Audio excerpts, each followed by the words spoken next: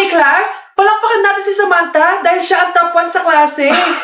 Thank you, guys! Mag-aral din kasi kayo na maayos. Paano nangyari yun? Nag-review naman ako buong gabi Tama naman lahat na sinagot ko sa exam. Oh, Scarlett, bawi ka na lang Ikaw ang pinaka-lowest. Talaga ba, Samantha? Alam naman nating dalawa kung sino talaga yung top 1 at hindi ikaw yun. Ilusyonada ka talaga kahit kailan. Loser! Ang dali-dali lang ng exam, di niya ba nakuha? Ano bang ginawa mo, Samantha? Bakit perfect ka? Stock knowledge! Wala ba kayo nun? Kailangan kong malaman kung anong ginawa mo, Samantha. Magre-rewind ako. Manda ka sa akin. Nakapag-rewind ako!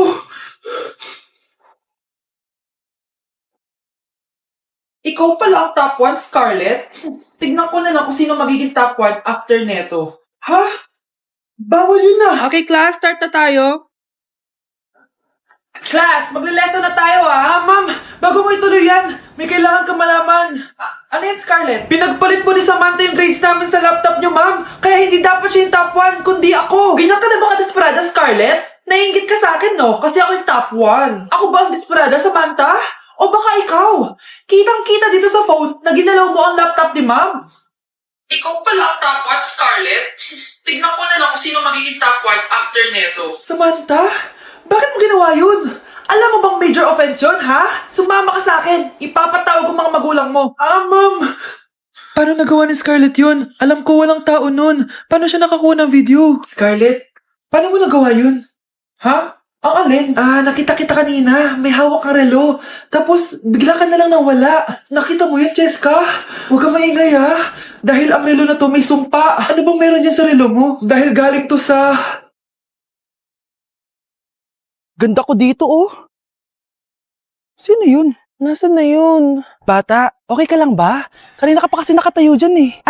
Pwede mo ba ako tulungan? Tulungan saan? Nawawala kasi yung kwintas ko. Dito ko yun nawala. Bigay kasi yun ng nanay ko sa akin eh. Sige tara. Saan mo ba kasi yun uling nakita? Dito lang yun banda sa puno. Kwintas? Kanina pa ako paikot-ikot dito sa punong to. Wala namang kwintas eh. Sure ka ba? Bata? Walang yung batang yun na. Iniiwan ako dito. Pinaglalaroan lang ata ako. Uwi na nga ako. Hi, Scarlett. Kagulat ka naman. Paano ka nakapasok dito sa bahay namin? Tara, hanapin lang natin yung kwintas. Saan ka ba kasi pumunta kahapon? Bigla ka nawala eh. Hindi ko din alam eh. Oo, tara, hanapin na natin yung kwintas mo. Yay! Anong kulay ba kasi yun? Kulay silver yung kwintas. Silver? Kanina pa ako naghahanap dito. Parang wala naman silver na kwintas dito. Bata? Iniwan na naman ako. Andito ka lang palang bata ka? Ano ginagawa mo dyan? Nay, hinahanap ko yung kwintas ng batang kasama ko. Umuwi ka na. Magagabi na oh. Sige, Nay. Nay, yan ata yung kwintas na hinahanap ng bata. Ba't nasa iyo yan? Wala to anak. Tara, uwi na tayo. Nay, saan mo ba talaga galing yung kwintas na yan? Itong kwintas na to anak, special to sa akin dahil galing to sa kapatid ko. Kaso, namatay siya nung 9 years old siya. So, yung bata kanina, siya yung tita ko na namatay? Oo, anak. Siya lang ang may favorite sa akin. Mga magulang namin, ayaw sa akin. Kaya sobrang mahal ko yun, anak. Ang lungkot naman pala, Nay. Sobrang sakit lang. Sorry. Tama na yun, Nay.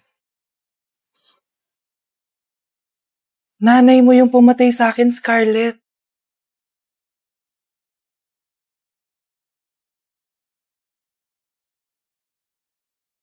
Huwag niyo ko ikulong! Hindi ako scammer! Itigil niyo na yan!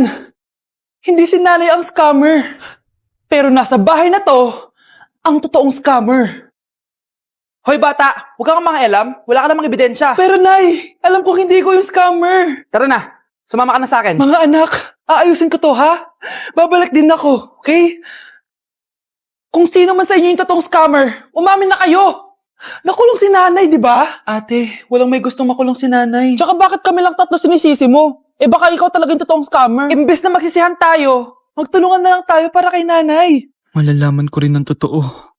Delivery po. Gabi na, may nagde-deliver pa? Kuya, kaninong parcel yan? Kay Susan po ulit. Ha? Paano nangyari yun? Nasa kulungan na si nanay. Aba ma'am, hindi ko po alam. Taga-deliver lang po ako eh. Sige na po. Oh, nasa gitna yung kalaban ha? Hoy, ayusin mo na itong mga damit mo. Ilagay mo muna dyan sa kama. Ayun na! Paano naman ito naman ng parcel na to? Nakakainis, talo na naman. Ano ba? Ba't nandito to? Ito ba yung galing sa scam? Sabi ko na nga ba? Ikaw yung scammer! Ate, hindi ako yung scammer. May parcel na dumating at nakapangalan kay nanay. Di ba pang computer to? Eh, ikaw lang naman mahilig mag-computer dito eh. Ano na namang scam ang ginawa mo? Pasalamat ka, minor de edad ka pa. Bawal ka pa makulong. Pasensya na sa ginawa ng anak ko. Pagsasabihan ko to. Basta wag na uulitin ha. Ako na magbibigay sa mga may-ari neto. Sige na. Ang galing mo talaga. O eto, sino to cellphone? Akin tong pera. Mas kailangan ko to. Galingan mo pang mang-scam para mas marami tayong makuha. Bahala sa'yo. Makakaasa ka. Gagalingan ko pa. Death certificate? Hindi naman patay si tatay ah. Anak, alam kong nasa kwarto ka ng tatay mo. Si nanay. Anak! Nay, tawag niyo po ba ako? Wala. Kala ko nasa loob ka eh. Sige, Nay. Gagawan ko na po ng pagkain si tatay. Kailangan ko malaman ng totoo. Sorry, Nay. Kailangan kong gawin to sa'yo. Nay, eto na po pala yung pagkain ni tatay. Ginawan din po pala kita. Buti naman naisip mo pa ako. Thank you, anak ha. Welcome, Nay. Mahal, kain na tayo. Gumana yung plano ko. Kailangan ko na humingi ng tulong. Ang galing mo din, Scarlett, no? Pero mas magaling ako. Nay, hindi ka nahimatay? Anong akala mo sa akin? Tanga? Inamoy ko yung pagkain na binigay mo sa akin. At kaamoy niya yung lason na nilalagay ko sa pagkain ng tatay mo. Ang sama mo, Nay! Well, kailangan ko ang pera ng tatay mo. Inasawa ko lang naman yan kasi mayaman siya. Ipapakulong kita sa ginawa mo kay tatay. Sa tingin mo maniniwala sa'yo ang mga pulis? May CCTV tayo sa bahay. Kitang-kita dyan na ikaw ang gumagawa ng pagkain ng tatay mo. Kanina pa nasa kulang mga pulis. At naririnig nila lahat ng sinasabi mo. Mga pulis? Nasaan na siya? Nakakatakot! Matalino ako, Scarlett. Alam kong gagawin mo yan.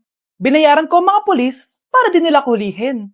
Pera-pera lang. Walang iya ka talaga, Nay! Mama ka na sa akin. Itali nyo na yan. At siguraduhin yung hindi makakatakas yan. Ano?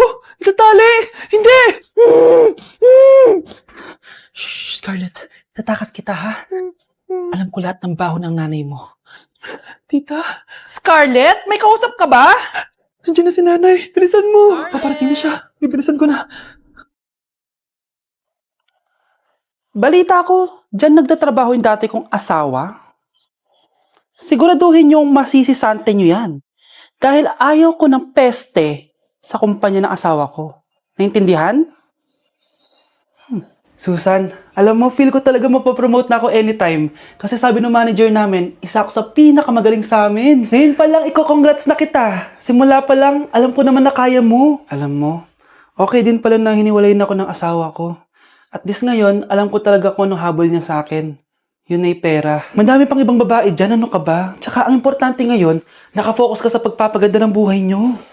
Oh, luto na to. Kain na tayo. Yes po, ma'am. Okay po. Ma'am, i-hold ko po muna kayo ha. Wait for a while. Sino itong tumatawag?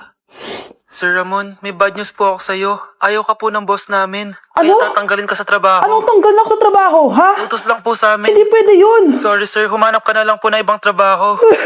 Bakit puro na lang kamalasan dumadating sa buhay ko? Ay.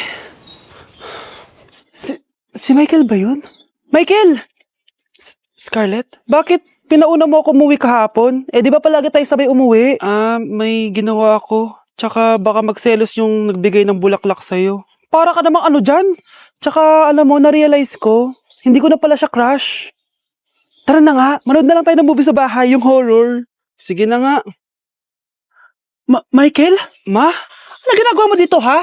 Get in the car, uuwi na tayo. Di ba sabi ko sa'yo, nababoard ako sa bahay, kaya umalis ako? Michael, siya yung nanay mo? Kilala mo nanay ko? At sino naman tong babaeng kasama mo, ha?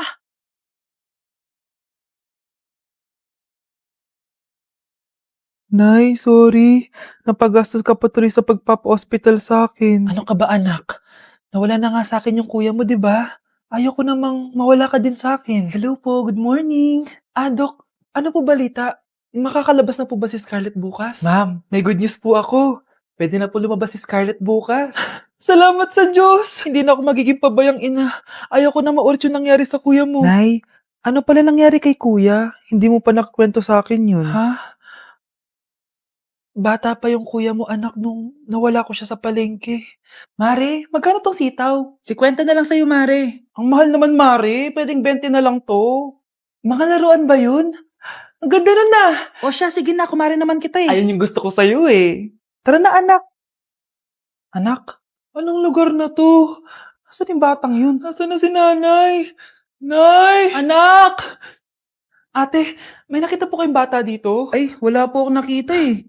Nasaan na ba yun? Anak! Simula noon, hindi ko na nakita yung kuya mo, Scarlett.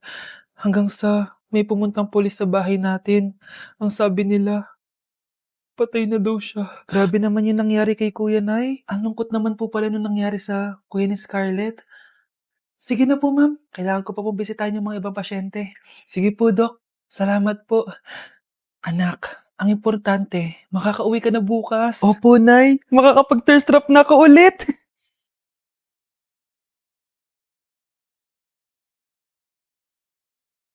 Anak, tara na, uwi na tayo. Nay, may pinapabigay pala si Doc sa'yo. Oh, ano naman kaya to?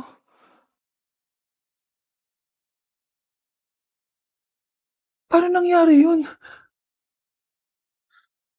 Anak, magpagaling ka lang ha. Nay, ayoko na dito sa ospital. Ang daming may sakit. Kailangan mo nang gumaling, Scarlett, para makapag-date na tayo ulit. Oo, babe, magpapagaling ako. Hello. Kamusta na po siya? Doc, okay naman po siya. Pwede na po ba kami lumabas ng hospital? May bad news ako sa inyo. Nay, bad news daw. Hindi naging maganda yung mga resulta ni Scarlett. 3 araw na lang siyang mabubuhay. Hindi pwede.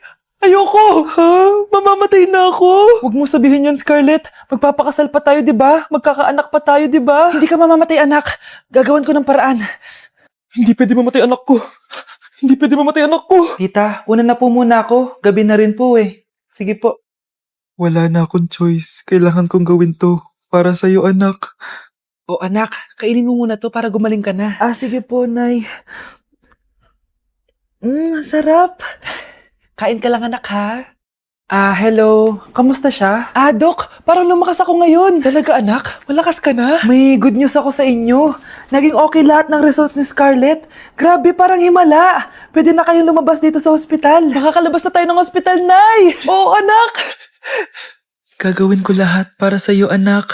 Sa wakas, nakauwi na din tayo, Nay. Namiss ko tong bahay natin. At dahil dyan, pagluluto kita ng paborito mong ulam, anak, para di ka na magkasakit. Grabe, ang sarap naman neto, Nay. Parang kakaiba yung karne neto, pero ang sarap. Kain ka lang, ha? Teka, Nay. Dumating po ba yung boyfriend ko? Nandito siya, anak. Totoo, Nay? Nasaan siya? Babe? Ayan siya. Kinakain mo.